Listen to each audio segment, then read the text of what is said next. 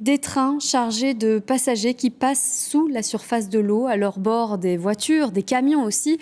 C'est une réalité depuis 30 ans entre la France et le Royaume-Uni. 30 ans que le tunnel sous la Manche a été inauguré et autant de temps que les relations entre le Royaume-Uni et le continent européen ont changé, ont évolué, plus précisément avec la France bien sûr, mais avec toute l'Europe. Retour sur ces images de l'époque, Isabelle Husson et Corentin Laurent. La reine Elisabeth II est arrivée en France sans prendre l'avion ni le bateau. C'est une première dans l'histoire.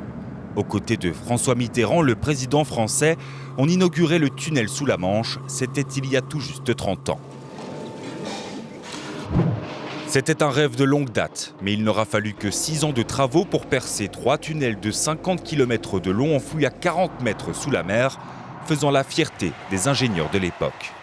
Il est d'une solidité à toute épreuve, à l'épreuve des tempêtes comme à l'épreuve de tous les accidents majeurs que la civilisation contemporaine pourrait apporter. Un chantier titanesque durant lequel plus de 8 millions de mètres cubes de silex et de craie ont été excavés. Au cours des travaux, quelques coups de marteau-piqueur ont suffi pour que la Grande-Bretagne ne soit plus vraiment une île. Et l'Eurotunnel est aussi une histoire belge.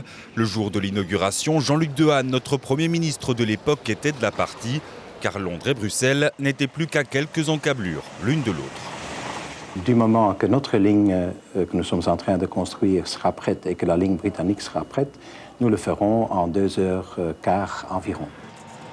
30 ans plus tard et malgré le Brexit, le tunnel sous la Manche se porte bien et continue d'engranger des bénéfices.